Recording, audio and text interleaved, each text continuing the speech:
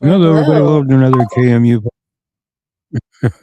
I'm your host, Ricky Chabruggi, and joining me tonight is Stephanie Rutherford. How are you doing tonight, Stephanie? Hey, I'm doing good. Thanks for having me. We had Derek out on assignment for Gazette 56, so I got to fill in tonight. Yeah, yeah. He called me and told me what was going on. I'm like, okay, no problem. Hopefully, we're getting some folks in here. I see 4 people watching. Comment, everybody, and let us know where you're watching from, so we know where you're at. There we go. Man, I was lagging bad there for a couple minutes. I had to shut every tab down except for 2 of them. I don't know why I'm lagging so bad. Who knows? Technology, gotta love it. Oh my goodness.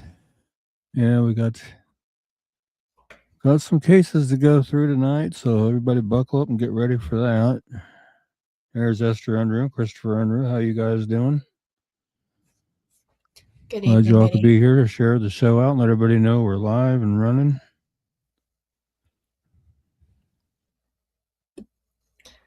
Yep, yep. And you just want to start at the top of the cases. We start with cold cases first. And if you just want to start with Lori and go down the row there, we'll get rocking and rolling here. You want me to click the flyers or are you going to click them? Yeah, I don't see that on my end. You don't I'll see do them the. in the studio? Did you click on media assets on the sidebar over there on the far right? See comments, banners, media assets. You click on Okay. media assets. There you go. Yeah, Yeah. StreamYard every week changes something. I I don't heard know that. why. They even changed the way you set the live stream up. I went in to set it up and I'm like, oh. They changed it again. Keeping you on your Anywho, toes. yeah, it's crazy. Okay, we're going to start with Lori Heimer. This is an unsolved homicide. She was brutally stabbed to death in her rural area, Kansas home on June 25th, 2016. She ran her business, Lori's Poodle Patch, from her home in this area. She was a licensed breeder of miniature-sized poodles and was licensed through the state of Kansas.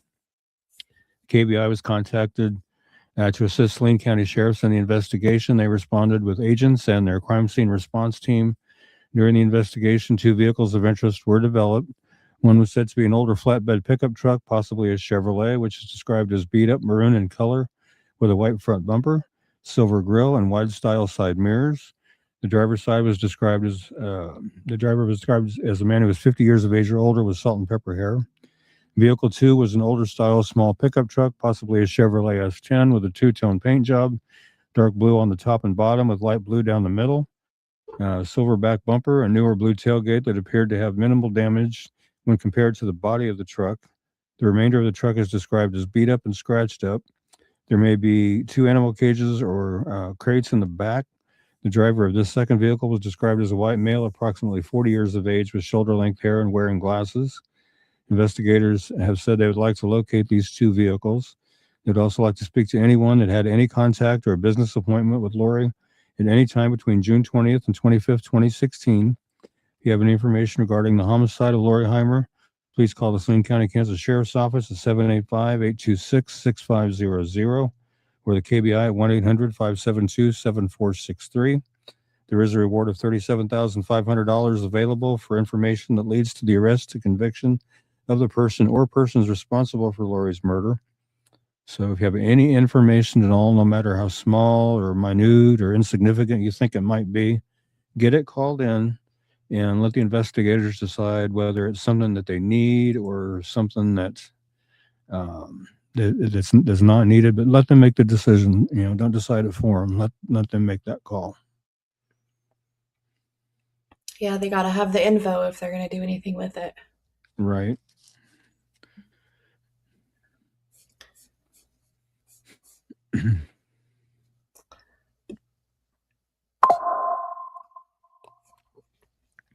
All right. This is Haley Davis. This case, I just wish we could get some leads on and help her family get some closure in this case because I know they really want to get her found and back home. Haley's missing from Salina, Kansas since July 21st, 2023. 19 when she went missing. She's now 21. 5'6" to 5'7", weighs between 190 and 200 pounds. Her hair was last known to be dyed bleach blonde, and she has blue eyes. She left Salina with a male acquaintance to go to Wichita. Haley was last active on social media and last heard from July 21st. Wichita police say that the investigation has led them to believe that Haley may be deceased. At the time of her disappearance, Haley was 19 years old. She's now 21. She is 5'6" to 5'7" tall and weighs between 190 and 200 pounds. Her hair was last known to be dyed bleach blonde, and she has blue eyes. If you have any information regarding Haley's disappearance, you know of her whereabouts or the location of her remains, please call Detective Owen at 316-268-4185, or you can email aowen@wichita.gov. To remain anonymous, you can call Crime Stoppers at 316-267-2111, or the KBI at 785-296-4017, or 1-800-572-7463, or you can scan the Crime Stoppers QR code in the Crime Stoppers banner at the bottom, and that will take you to a form on the Crime Stoppers website that you can submit your information that way as well. And again, no matter what information you might have, no matter how small or unimportant you think it might be, again, get it sent in and let the investigators decide whether it's something they need or not. And I know I explain this every week, but the reason that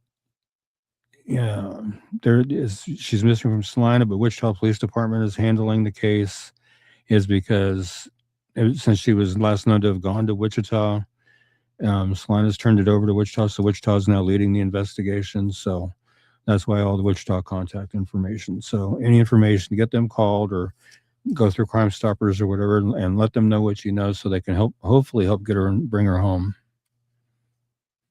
You've been covering her case for at least a year, right? Or have you been covering it full time? Pretty much since the beginning. Since the beginning. So I did go to a vigil that her family held for Haley last summer in Sunset Park and talked to her brother, talked to her aunt, saw her little boy. There was a lot of other people there, of course, but a lot of sadness, a lot of hurt going on. So let's see what we can do to help bring her home.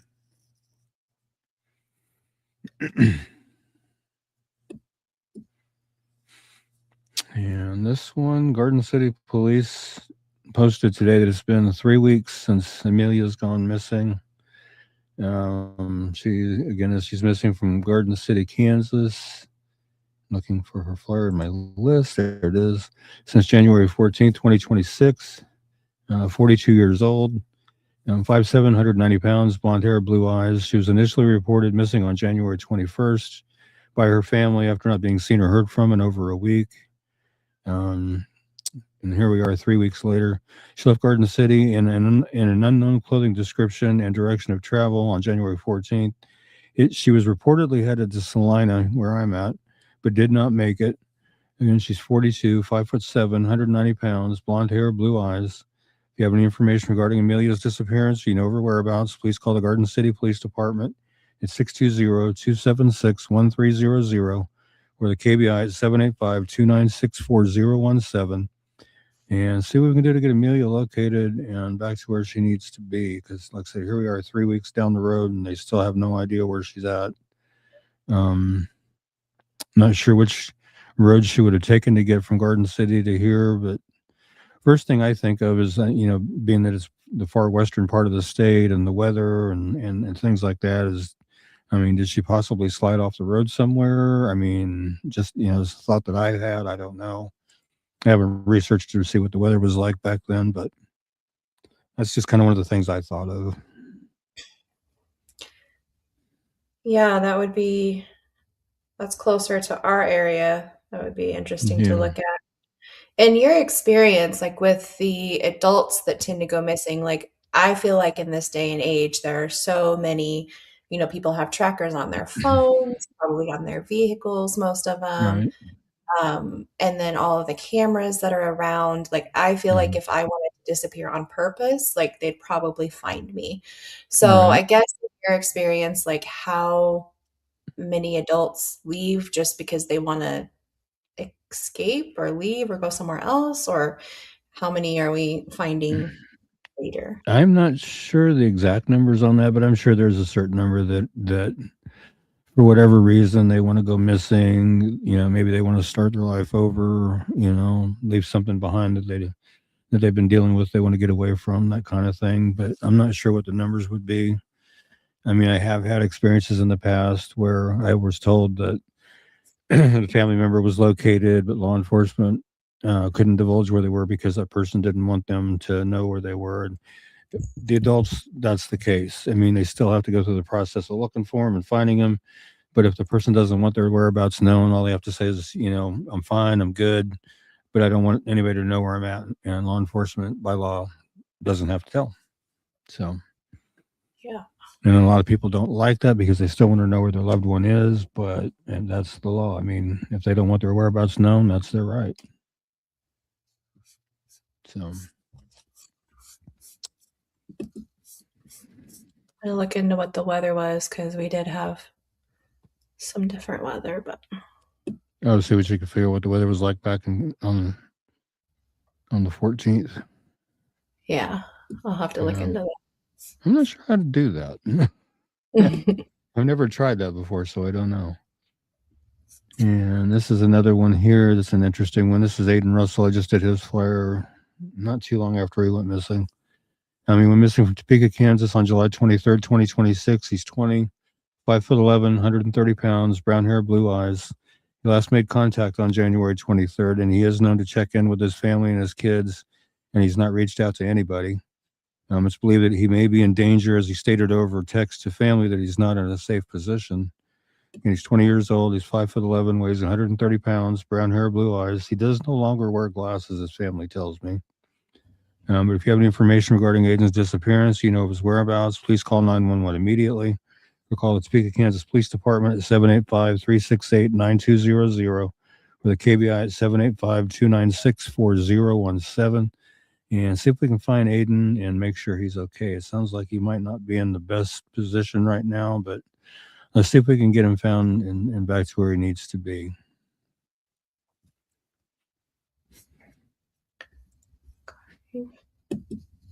And let's see. Looks like Ellen's jumped in now. Hey, Ellen. Scott Messersmith's jumped in. And Emporia, how you doing, Scott? And Queenie's here. How you doing, Queenie? And this is one that I kind of got out of the comments off of a different flyer that somebody was talking to somebody about how their relative had been missing for a while now, and about 31 years, almost 31 years, and would like some answers. So I thought, well, we'll get him back in the show. So this is Michael Eugene Golub, missing from Stanton County, Kansas since May 20th, 2005, 27 when he went missing. He's now 48, 6'2", weighs between 165 and 180 pounds, brown hair, blue eyes. He was last seen in Stanton County, Kansas at 6 p.m. on May 20th, 2005. He just finished work at his job at Kramer Harvesting and was supposed to pick up his 5-year-old son at his ex-girlfriend's home, but never arrived there. He's never been heard from again. He left behind a fiancée with whom he had an infant child. It's uncharacteristic of him to leave without warning. Michael's golden brown Chevy S10 pickup with toolboxes and Trego County, Kansas license plate was found abandoned on a county road in northwest Grant County, Kansas, 2 days after his disappearance. Following the truck's locations, authorities began investigating Michael's disappearance as a potential homicide. And Derek was telling me that Michael's son now drives that truck. Shannon Floyd, Michael's ex-girlfriend, and her husband, Chad Floyd, were arrested and charged with first-degree murder and conspiracy to commit murder in Michael's case in June 2006. Authorities believe he went to their home and was shot to death on the night of his disappearance. There was a great deal of animosity between Shannon and Michael, and they frequently disagreed over child support and visitation issues relating to their son. Michael's blood was found on the Floyd's front porch. The Floyd's defense attorney said there was insufficient proof Michael was dead and suggested he'd committed suicide or left of his own accord. At the couple's July 2007 trial, the jury was unable to reach a unanimous verdict, and a mistrial was declared. The second trial also ended with the jury unable to reach a verdict. Michael's body has never been found, but foul play is suspected in his case due to the circumstances involved. If you have any information regarding Michael's disappearance or you know of his whereabouts, please call the Kansas Bureau of Investigation at 1-800-572-7463 or 785-296-4017 and see what we can do to get Michael located and back home to his family. Because it's, like I said, it's coming up on 31 years, so let's see what we can do to bring him home. Rosalie Gonzalez just jumped in from Newton, Kansas. How you doing, Rosalie? And again, I'm still working on trying to get all the unidentifieds updated, and this is another one that I just updated. This is Shawnee County, Kansas, John Doe from 1990. The remains were discovered on September 15th, 1990 in Shawnee, Johnson County, Kansas. Estimated date of death was in 1990. They don't have it narrowed down any further than that. The state of the remains are unknown. The head was not recovered. One or more limbs and hands were not recovered. Cause of death unknown. Physical description between 45 and 55 years old, white male. Estimated weight 4'10". I guess that's obviously without the head. Weighs 200 pounds. Estimated brown hair. Eye color is unknown. There's no distinguishing marks or features. The only thing they have for identifiers is DNA available. Nothing as far as clothing or jewelry or anything. Circumstances of discovery on September 15th, 1990. Fishermen found a severed leg on the south shore of the Kansas River. After authorities were contacted, Shawnee police found other body parts in 2 trash bags further upstream near I-435. Examination of the body parts indicated they belonged to a stockily built male. If you have any information that could help them identify this gentleman, call the Shawnee Police Department at 913-631-2155. And there's a case number you can refer to, I-900-4627, and let them know what you may know that may help identify this gentleman so he can be given his name back and returned to his family. Is this the type of case where the investigators would then maybe go through the missing people in that area during that time? Yeah, they would look at that and see if there's anybody that went missing around that time that would fit into that description, possibly. But I'm wondering, being that they found close to a highway, could it have been somebody from out of town or even out of state, possibly? It's hard to say. Because there have been cases where a hitchhiker was picked up in one state and killed and dumped in another state and stuff like that. So, those kinds of things do happen. Yeah. Some of the podcasts that I listen to, it's taking, those researchers behind the scenes to then go through and, gather all of the data that they can of the missing people Right. and of the time they went missing, the areas, and even when it goes state to state, right. That takes a lot of behind the scenes. And Rosalie's saying, I'm doing good this evening. How are you guys doing? I'm doing okay. It's another day in paradise, I guess. All right, another unsolved homicide. This one I decided to do tonight because, as you can tell at the bottom of the card, there's that cold case playing card the Department of Corrections have put out. And their Facebook page, they continue to share the cards and the flyers that I did on their Facebook to try to generate information on their own Facebook page. And this is the one they're sharing today, so I thought I would get this one incorporated into the show tonight so we could share it as well and try to help them out a little bit here. And this is Adrian Franklin, an unsolved homicide, December 18, 2008, in Wichita, Kansas. Adrian Franklin was at home in Wichita, Kansas when a friend of Adrian's answered a knock at the door. Someone fired multiple shots into the house at Adrian. He died as a result of the gunshot wound.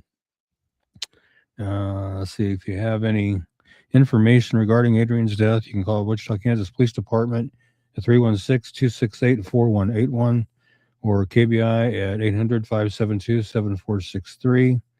Or you can go to the website, WichitaSedgwickCountyCrimeStoppers.com. and fill out the form that way. I don't have the QR code on this one yet, but you can definitely follow one of those avenues and submit information that way and see if we can't get some justice for Adrian and his family and friends. as I'm sure they're wanting to find out, who's responsible for his death.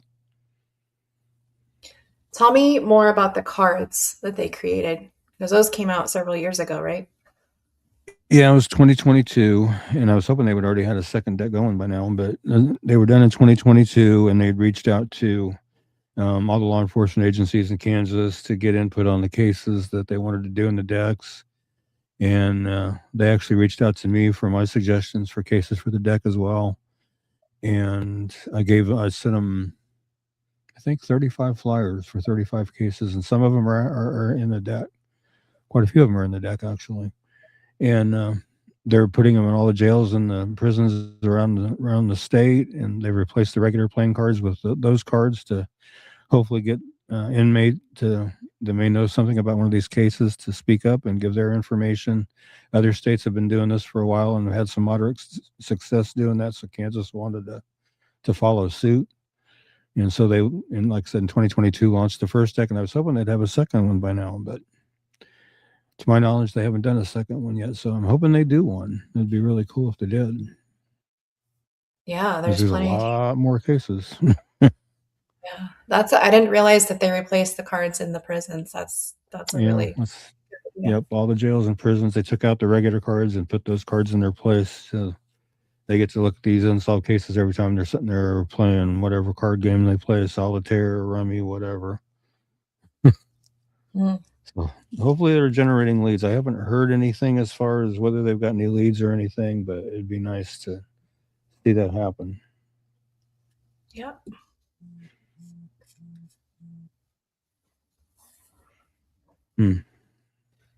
All right. And this is another John Doe. Wichita Police Department recently put his back out to try to identify him again. And hopefully we can help that out. This is the Wichita John Doe. Wichita Police Department, Sedgwick County Regional Forensic Science Center is asking help from the public in identifying a male pedestrian who was killed in a traffic collision in 1986. In the early morning hours of August 29, 1986, the male was walking on West Kellogg in the area of Seneca when he was struck and killed by a motorist. The male was described as about 30 years of age, 5'10" and a half inches tall, 175 pounds, scar on the left knee and a scar on his forehead and his hairline. He was wearing white tennis shoes, blue jeans, a yellow T-shirt, screen printed Northeast Community United Church of Christ People Belong To, a long sleeve brown flannel shirt, and a dark green and white alpine style sweater. And you can see the pattern of the sweater on the right there. The photo shared is of the male with some digital editing. Also provided is the photo of the pattern on the sweater. Of course, they edited it to kind of clean up his face a little bit to show what he would look more like in life and possibly cover up any injuries he may have sustained being hit. But if you believe you know who he is, please contact Detective Anna Owen, 316-268-4185, or you can email aowen@wichita.gov. Well, Detective Owen's a busy person. The involved case numbers are Wichita Police Department's W62794, W62795, and 25C511661. The Sedgwick County Regional Forensic Science Center's case number is 18-11-1131 and 11-02050. So if anybody has any idea who this gentleman can be, get that information called in so they can see if it leads them somewhere into getting him identified. I've had people comment on the shirt saying that apparently that's a church. I believe they said it was up in Nebraska, I believe. So I don't know if that's been looked into or not, but hopefully it has. Of course, I mean, that's a good clue, but at the same time, if he may have been a homeless gentleman or something, he could have got the shirt from anywhere. And so it's a good lead, and I hope it pans out. But, I mean, see what happens, see if we can get him identified.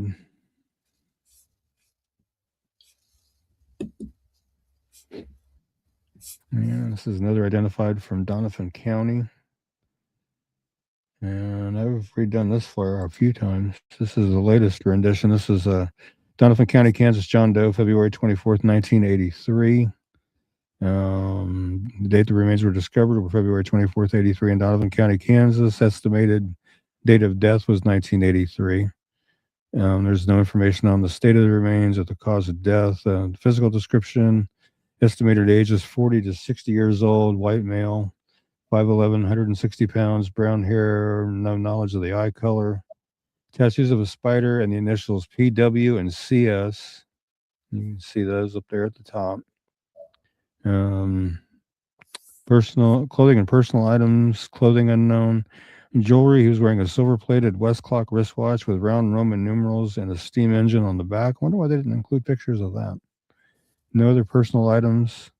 The decedent's body was found in Donovan County, Kansas on February 25th, 1983. That's the only information that they put in circumstances. If you have any information that may help them identify this gentleman, contact Jennifer Slagle, KBI at 785-296-8200, or you can email her jennifer.slagle at kbi.state.ks.us and let them know what you may know that might help get this gentleman identified and back to his family. Surely somebody would possibly know what that PW plus CS may stand for. Sounds like back in grade school when you write such and such plus such and such, indicating somebody liking somebody kind of thing is my first thought. But Yeah. I was just looking at what cities are included in Donovan County okay, because I'm not up on my counties, I guess. So the cities are Troy, Wathena, Highland, Elwood, White Cloud, Severance, Bendena, Denton, and Leona. okay.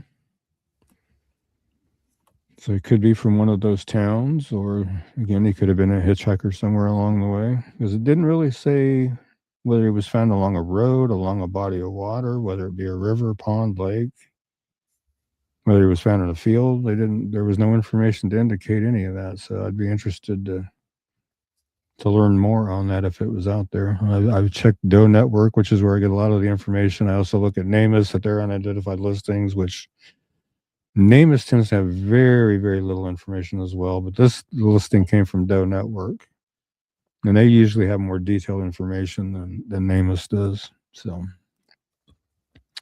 Yeah, I was going to yep, ask you where you find it. So that's good. yeah. This is it's another one that's cold case card case as well. And you can see they of course they only had room to do one picture on the card, but I had a whole bunch more. So I included Doe Network had all these renditions of this one.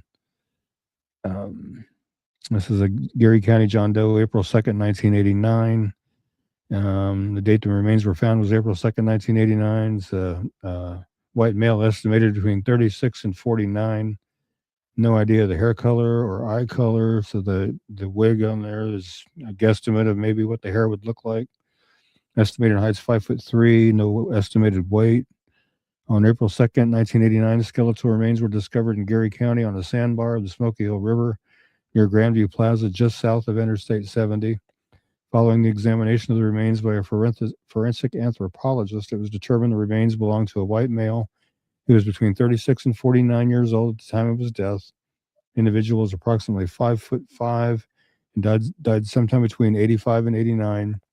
The GESO enlisted the help of a facial reconstruction expert who was able to provide a clay molding of what the person looked like prior to death. It is possible the remains could have washed down the river in communities west of Geary County or those of special interest. Geary County Sheriff's Office and the KBI are seeking the public's help in identifying these remains. If you have any information regarding this case, you can contact Lieutenant Brian Hornaday at the Geary County Sheriff's Office at 785-238-2261 or the KBI at 800-572-7463. And see what we can do to help get this gentleman identified and get him back to his family so they can lay him to rest properly. And there again, you can see they've got renderings of him with the wig on to show what he wanted to look like with hair, and then without to show what he may have looked like bald. And then, of course, the skull. So It's amazing what see, they can do with having a no, skeleton. isn't it? It's wild what they can do for facial reconstructions and stuff. And some of them are downright accurate.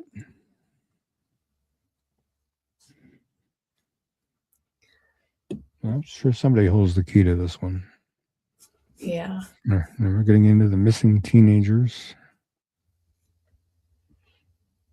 Now, do you see more missing teens or more missing adults, do you feel like?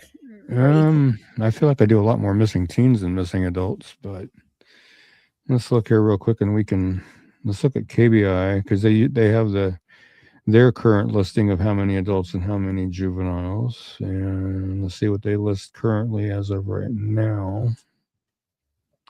They say there's currently 137 missing juveniles and 374 missing adults in Kansas right now. Wow. So a lot more adults at the moment.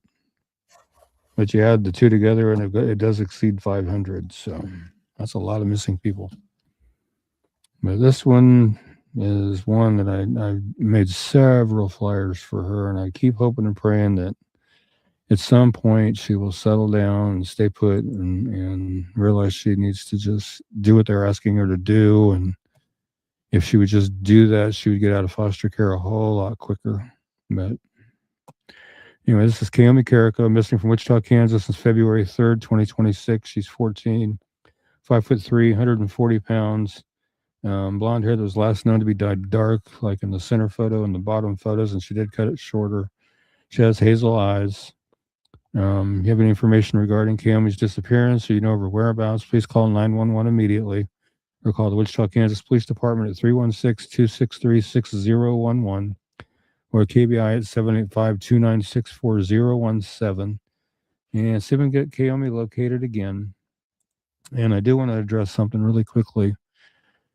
I've been keeping tabs on the comments on Kaomi's flyer. I do every time I post her flyer because I tend to get a little out of hand sometimes. And somebody had just basically commented they were curious as to what started her running, and I commented back and basically laid it out. And I've said this before. I know Kaomi's mom. Known her mom since she was 16. She was a foster daughter of mine when she was 16 for a time. I know Kaomi's dad. He was a coworker of mine at my job. And the information that I was given by Kaomi's mom was that she initially started running because she took Kaomi's phone for punishment for behaviors. And she repeatedly ran while she was home and got her put in foster care. And she continues to still run. And that is what mom has told me. And somebody shot back at my comment, how dare I put that out there? And basically saying I was just repeating third-hand information, which I was not. I got it right from the source. I don't put anything out there that I know that's not accurate or true. I will not do that. Everything I put out there is accurate. And again, like I said, I've known Kaomi's mom since she was 16. She was a foster daughter of mine for a time. And again, her dad was a coworker of mine at my job, so I know both parents. I communicate with both parents. So, I don't really feel like I should have to defend myself, but I feel like I need to a little bit over this situation because I won't be accused of basically spreading gossip or third-party information because I don't do that. So I just wanted to address that and make that known because it has been really bothering me since I read those comments, and I did delete a couple because I just wasn't going to deal with it. So it is what it is. Yeah. And this was just myself.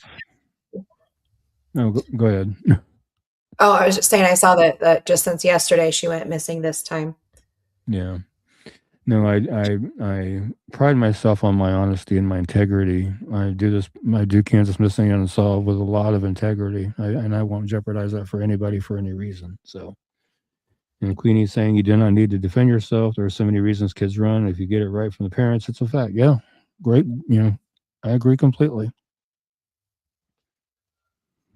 And Kaomi right now is putting videos out, basically pleading for a foster family in Salina to take her because she doesn't want to be out of town. But, and I don't know. I'm not sure what the answer is in her case, but she's got to change something. I mean, she can't continue to do this until she's 18. It's just not going to work. And that's another little thing too. I got this information from a caseworker within the foster care system. Told me that if there's a kid in foster care and they are not doing what they need to be doing to help themselves get out of foster care, they can keep that person in foster care until they're 21. So that's something to think about too. Yeah, for sure. And I don't have a lot of experience, but I did work with kids in developmental foster homes. And Oh, wow. there's just because you want a home in a certain place doesn't mean that there's actually a home there that, Right. would be ready and willing and open to help. So Yeah. sometimes you got to take what you can get. Right. And if they see she has this kind of history, that's going to lessen her chances as well, So she needs to really stop and think about that. Yeah. I mean, I'm pulling for you, KMU. I really am. But you got to do your part too. Sometimes it's hard when you're young to be able to Yeah. tell people what you want, right? Other than the running away Yeah. or that type of thing. But it tends to, you know, if people can hear what you're saying, if you're able to communicate in a bit of a different way, sometimes it might Yeah. go a little better. Yeah. All right. This is Olivia Metzger. Let's see. I know she's in here. Was that her in here twice accidentally? She's missing from Coffeyville, Kansas since January 26, 2026. She's 17 years old, 5'4", 125 pounds, brown hair that was last known to be dyed black and blue eyes. She went missing. She was driving her boyfriend's truck when she went missing. It was a silver Chevy Silverado with Oklahoma license plate RJN 481. He was allegedly out of state at that time. Olivia stayed the night at an adult friend's house on Monday, January 26th. And then when they woke up, Olivia was gone. And she's 17. She's 5'4", 125 pounds, brown hair that was last known to be dyed black and blue eyes. She does have multiple piercing. Her ears are pierced, her nose and septum are pierced, and her belly button is pierced. She has a tattoo on her upper right thigh of a poppy flower. It's also got the date August 9/11 on there. You can see up there on the top right. She also has a tattoo on her lower right arm with flowers. I don't have a picture of that one. But if you have any information regarding Olivia's disappearance, you know her whereabouts, please call the Coffeyville, Kansas Police Department. It's 620-252-6160 or the KBI at 785-296-4017 and see what we can do to get Olivia located and back to where she needs to be. Yeah. One thing I saw that you had posted her flyer, and I like that there are so many different photos of her. Right. We don't always have a lot of different photos, and if we do, they might just all be filters. So Right. I like this variety here. Yeah, I like the fact that they have several. They were able to provide me with several different photos of her, and I always like that, especially when it's if a person's known to change their hair color frequently, or in her case, there's some with glasses, some without.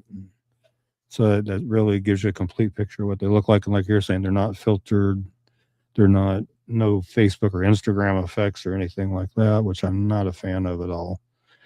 But I mean, I know they're fun. They're fun for the teenagers to do and stuff, but they make it very difficult when you're doing something like this to get good photos. So,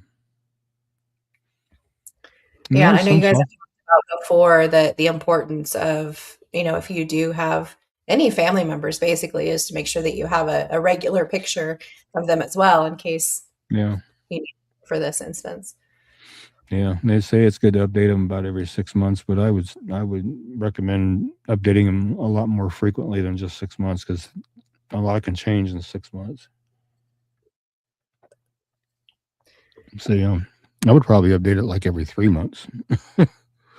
And myself. so it said like she had her boyfriend's truck. Has the boyfriend been contacted? That I don't know. Allegedly, he was out of state when she took his truck, so I'm not sure how he was out of state, but she had his truck. That's kind of confusing to me, but I don't know. Okay. Unless he left his truck with her and went with somebody else. Maybe that was never clarified for me, so I don't know. I wished I did. Right.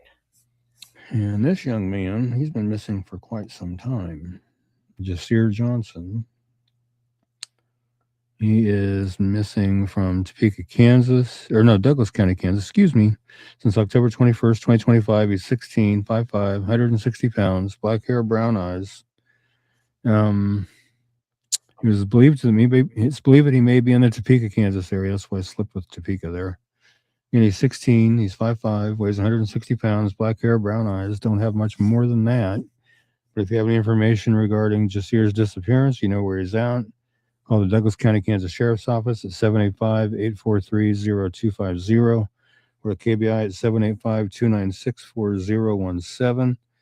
And see if we can't get Jasir located and back to where he needs to be. Because like I said, this was back in October when he was missing, and we're already in February. So let's see what we can do to get him located. I was wanting to see if that 16 was still accurate. Since it's been that many months, I always like to double check on things. That's how I do things. Yeah. I can get my phone to speed up a little bit here. There we go. Yeah, he's still 16. So, okay, good. Because if not, I'd have to update it to 17. But anyway. And this is Kadeja Beaver. She's one I've done a few flyers for now. Missing from Coffeyville, Kansas since January 20th, 2026. There's another Coffeyville case. She's 18, 5'9", 170 pounds, black hair, brown eyes. It's believed she may also be in the Topeka, Kansas area. And she's 18, 5'9", 170 pounds, black hair, brown eyes. Looks like she's got a nostril pierce on the left side. And looks like she's got a little tattoo on the right side of her neck there. Looks like I don't know if that's Japanese or Chinese lettering or something, maybe.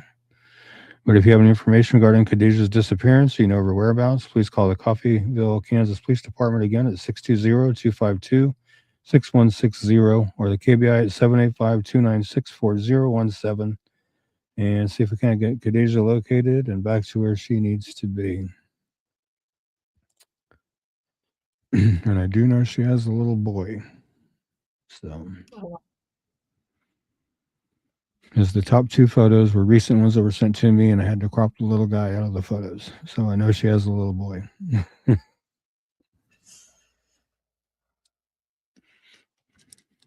far as I know, he is not with her. Never going to venture out of state. And this is one that's really been grabbing the news here lately. And I decided, it popped up in my news feed, and I decided to do a flyer for it a couple of nights ago. And this is Nancy Guthrie, missing out of Tucson, Arizona since January 31st, 2026. She's 84, 5'5", 150 pounds, brown hair, blue eyes. She was last seen around 9:30 p.m. at her residence near East Skyline Drive and North Campbell Avenue in Tucson. She is without her meds, and it's been reported by the sheriff's office down there in Pima County that if she does not take them within 24 hours, it could be fatal. Authorities have disclosed they believe that she may have been abducted, and they also believe there is a vehicle involved, although there is no description of a vehicle. Again, she's 84, 5'5", 150 pounds, brown hair, blue eyes. She is the mother of Savannah Guthrie, who is the host of the NBC Today show. Authorities are requesting any video or photographic information be submitted for evaluation and analysis of evidentiary value in Nancy's disappearance. I also saw today that there are reports of a ransom note that has been sent to some of the local news stations down there. And one source says that whoever sent the ransom note in was requesting millions in bitcoins and give a specific address where to send it. So see how that pans out. They're analyzing it for authenticity at the moment. There's also been some information to disclose that there was some blood found just outside the door of the house, and they're going to analyze that to see if that's Nancy's or not. I think what else I've seen today. I know I saw an article earlier where they stated that the sheriff's office went back out and put crime scene tape up around the house again. For whatever reason they're doing that for. I've been watching the Pima County, Arizona Sheriff's Office Facebook because they're pretty good about updates. But if you have any information regarding Nancy's disappearance or you know her whereabouts, please call 911 immediately or call the Pima County, Arizona Sheriff's Office at 520-351-4900, or you can scan the QR code below down there by the Sheriff's Office badge. It says tip QR code. You can scan that, and it'll take you to where you need to go to submit a tip there. And I need to see if this has changed, but there is a reward of up to $2,500 available for information leading to the arrest of the person or persons involved in Nancy's disappearance. So let's see what we could do to get Nancy, help them find her, and make sure she's okay. It's like, again, they're talking about that she has medication that she needs to take daily, and it's been reported again by the sheriff's office that if she doesn't take them within 24 hours, it could be fatal. So the sheriff's office at this point believes that she is still alive. Bitcoin, Christopher, is basically that cryptocurrency. It's a new thing going on. I'm not sure how all that works or anything like that. I just noticed here recently that the Quick Shop convenience store down the street from me, about a block down, they have a Bitcoin ATM over there. And I'm like, okay, I don't even know how any of that crap works, but they have one in there. So I'm like, oh, yeah, I'm sure all of that can be like embedded in things, but I still feel like it's reckless on their part to request payment via any technological, hopefully they can find something from that, but yeah. And allegedly they were saying also that the back door of her house was found wide open. I don't know, that's been reported too. So I'm not sure if they use that as an entry point or an exit point. But I think if I remember right, they were saying the blood that was found was outside the front door. So they may have entered through the back and went out through the front. I don't know. Yeah. I don't know, whoever it was. But hopefully they can find her and she's still all right and they can get her medication to her that she needs. It's just a very weird case. Yeah, I think I saw that they were just hoping and believing that she was still alive. Yeah. I've been trying to keep up with the news and with Pima County's Facebook and stuff like that. And I'm looking for updates. Like I said, they've been pretty good about getting on their Facebook and updating people. So let's hope they continue to keep doing that. I'm going to look on their Facebook real quick here and see if there's anything going on. Let's see here. Is this Arizona? Yeah, Arizona. Nothing updated for a few hours. Now, the last update on her case would have been 11 hours ago. And it was in regards to, says at this point, investigators have not identified a suspect or person of interest in this case. Detectives continue to speak with anyone who may have had contact with Mrs. Guthrie. Detectives are working closely with the Guthrie family. While we appreciate the public's concern, the sharing of unverified accusations or false information is irresponsible. It does not assist the investigation. No suspect or person of interest has been identified at this time. And that comes from Chris Nanos, the sheriff down there. So, and I just opened up my feed and it says Savannah Guthrie released a video message. She said, "We need to know without a doubt that she is alive and that you have her. We want to hear from you and we are ready to listen. Please reach out to us." Wow. So now they're trying to reach out to whoever abducted her. Wow. Yeah. A lot going on down there in Tucson. They had a post about a possible drive-by shooting. Vehicle fire, and then they found they're investigating a death near North Mona Lisa Road and West Ina Road. Subject is a male. That's all they're saying. So they got a lot going on down there in Tucson. Yeah. Wow. Glad I don't live down there. Actually, I've always wanted to visit there, though. It'd be kind of nice to go down and check it out. I've never been there.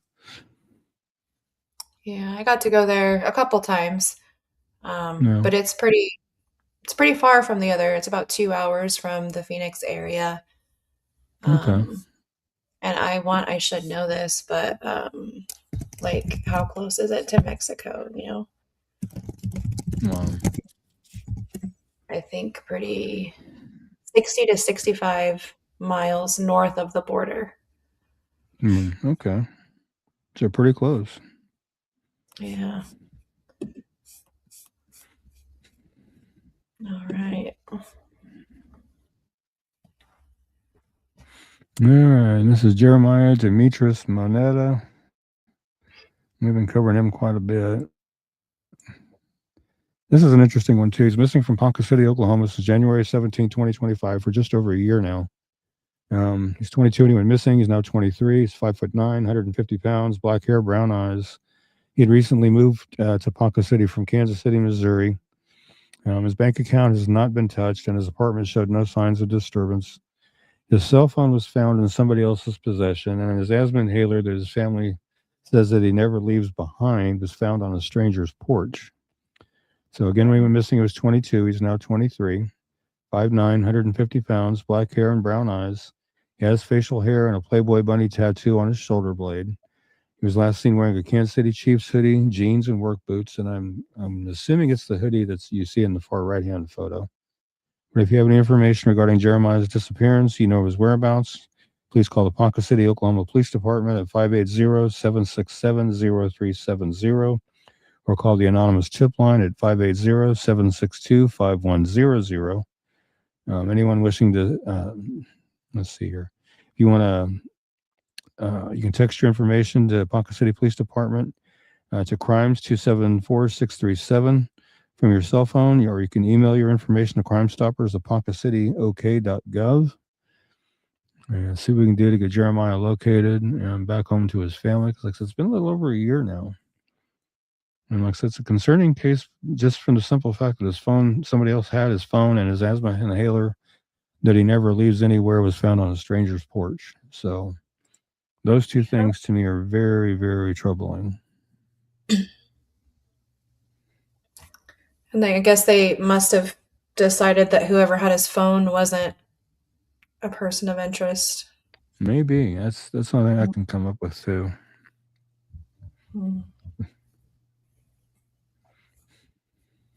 Well, a phone is usually something that people don't want to leave behind, and then his inhaler, they're not good things. Yeah, most people treat their cell phones anymore like an extra appendage. Yeah, sure. All right, this is Dana Bruce. She's missing from Sedalia, Missouri since October 4th, 2008. 23 when she went missing. She's now 40. 5'2", 98 pounds, brown hair, green or hazel eyes. She was last seen at her children's babysitter's home in Sedalia. She left the children there earlier that day so she could go out for the evening. She returned at midnight and gave the babysitter more money and asked her to watch the children for the rest of the night. Dana was last seen at Malone's Bar on Main Street with a young man driving a late model, what we were originally told was a red Ford F-150. Now we're learning that it was actually a green Ford F-150 truck earlier on the night of her disappearance. She left with that man at 11:30 p.m. Police have identified the man Dana was with on the night she vanished. He traveled to Atlanta, Georgia after her disappearance, and police questioned him about Dana after he was arrested there on unrelated charges of marijuana possession and driving on a suspended license. Authorities have not named him publicly, but they are calling him a person of interest in her case. Told his questioners that he and Dana parted ways after they left the bar, and he never saw her again after that. She left all of her belongings behind, including her hairbrush and toothbrush. She does not have credit cards, debit cards, checking account, cell phone, or a car. And when she went missing, she was 23. She would now be 40. She's 5'2", weighs 98 pounds. She has brown hair that was colored brown at the roots and black at the ends with red highlights and green or hazel eyes. She was last known to be wearing a black shirt with the word Rebel and silver lettering on the front and blue jeans. She has a tattoo of a teddy bear with wings and the name Dylan on her upper left arm. She's blind in her left eye. She has a 2-inch scar along her lower spine and a staple scar on her right shoulder. Her ears are pierced one time each. If you have any information regarding Dana's disappearance, you know her whereabouts, please call the Sedalia, Missouri Police Department at 660-827-7823 or 660-826-8100 or the Missouri State Highway Patrol at 573-526-6178 or toll free at 866-362-6422. or you can call private investigator Leslie at 910-427-0070 and see what we can do to get Dana located and back home where she needs to be. And so, like I said, I know right now, I know her family is really wanting her found and brought home. They had a vigil for her here not too awful long ago. And her aunt sent me photos from the vigil, and her son Dylan is actually starting to don a more feminine appearance in hopes that that will get somebody to open up and let him know what somebody did with his mom. So they're really wanting to get her found. So let's Wow. see what we can do to help that out.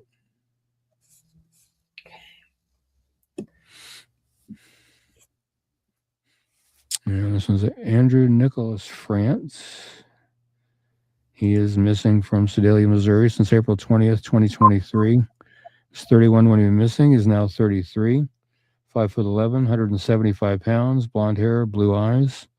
The day he left the Sedalia, Missouri residence, he'd been staying, driving a white 2019 Ford Escape with Florida license plate number AV13NF. Later in the day at 4:26 p.m., he got a traffic citation from the police in Kansas City, Missouri. He's never been heard from again.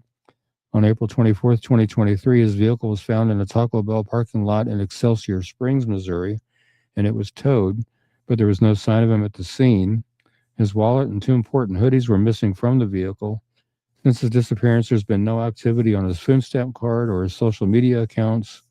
He does have a tattoo on his neck of a mountain scene and a bighorn sheep in black and gray ink. You can see it in the top center picture really well. Or I did a bigger, more close up of it in the bottom right down there. Same photo, I just zoomed in on it a little bit more. He has tattoos of writing on both arms, both forearms, and tattoos on his hands. And I've got photos of as much of it as I could get on there. He was last known to be wearing a blue T-shirt with an American flag, blue jeans, dark gray Skechers shoes, and a baseball cap. If you have any information regarding Andrew's disappearance, or you know of his whereabouts, please call the Excelsior Springs, Missouri Police Department at 816-630-2000 or the Missouri State Highway Patrol at 573-526-6178 or 866-362-6422. See what we can do to get Andrew located and back to where he needs to be. Because I know, again, he's got family that are worried about him and want to get him found back home as well. And Ellen saying, thank you for sharing Dana and Andrew's flyers, Ellen. You're very welcome. Hoping it helps. I really do.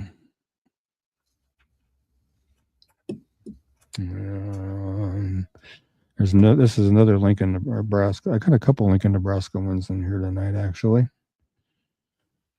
This one is Harrison. I'm not sure how to pronounce this last name. Schurz. I'm going to say it's Schurz. Missing from Lincoln, Nebraska since January 28th, 2026. He's 27, 5'10", weighs between 160 and 175 pounds, brown hair, brown eyes. He left his apartment located near 27th Street in Old Cheney in Lincoln. He was later seen that morning at the Phillips 66 gas station on 14th and Highway 2 at 9 a.m. and at Just Splash on 27th Superior at 9:20 a.m. Last known to be driving a navy blue Ford Edge with Nebraska license plate ARF 611. Up there on the top right is a surveillance camera shot from one of the locations he was seen at. He was scheduled to work that day but never arrived and has not been seen or heard from since. His phone has either died or has been shut off, which is uncharacteristic of him. And there's some photos at the bottom of the Ford Edge there and one with the license plate there showing. Again, he's 27, 5'10", 160 to 175 pounds, brown hair and brown eyes. He was last seen wearing a blue suit, a tie, and tan dress shirts, and you can kind of get an idea of the suit and tie there. If you have any information regarding Harrison's disappearance or you know of his whereabouts, please call 911 immediately or call the Lincoln, Nebraska Police Department dispatch at 402-441-6000. Anonymous tips can be reported through Crime Stoppers at 402-475-3600. So if you have any information at all that could help get Harrison located and back to his family, please get it called in.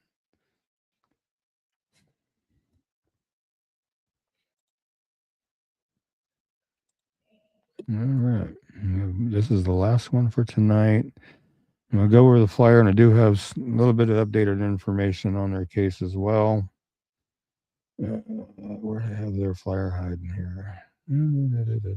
Right there. This is Hannah Neville and Roberto Tanner.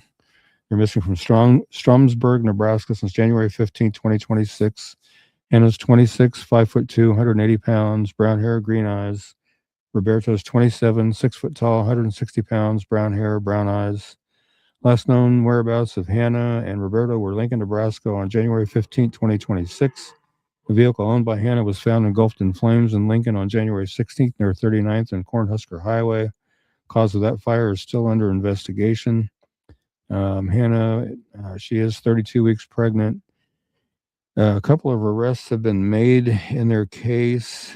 Let me pull up Lincoln County or Lincoln, Nebraska's police department real quick here so I can get you that info. So I can get you their names and everything here. Okay. There we go. The arrests were of a gentleman named Sterling James, 24, and Sade Titus, 22 years old. Excuse me. They have confessed to murdering Hannah and Roberto and burying their remains, and Lincoln Police Department's in the process of trying to find those remains. Again, Hannah's 26, 5'2", 180 pounds, brown hair and green eyes. And again, she's 32 weeks pregnant. Roberto is 27 years old, 6 foot tall, weighs 160 pounds, brown hair, brown eyes. He has tattoos on his abdomen, face, neck, arms, hands, and fingers. Let's see here. Get you some more information here. It says Lincoln Police Department would like to thank the community for sharing about a recent missing persons case on social media. Tips called into law enforcement help investigators piece together what happened. We're heartbroken to share that Hannah Neville and Roberto Tanner and their unborn child are believed to be deceased. Our deepest condolences go out to their loved ones who are processing this tragic loss. The Lincoln Police Department's made 2 arrests in their deaths: Sterling James and Sade Titus, husband and wife from Lincoln, for first-degree murder and aiding and abetting, respectively. Of course, they're charged with the murder of both Hannah, Roberto, and Hannah's unborn baby. So they will be spending a very long time in prison. But if you have any information regarding where they may have buried Hannah and Roberto, call 911 immediately or call the Lincoln, Nebraska Police Department, dispatch 402-441-6000, where you can call your anonymous tips in through Crime Stoppers at 402-475-3600. And let them know what you know and see if you can help lead them to where they're buried. I'm assuming, being that they're having a hard time finding them, that Sterling and Sade, either one, have not said where they buried them. They're keeping that information to themselves, apparently. So let's see what we can do to help get them located so they can be laid to rest properly.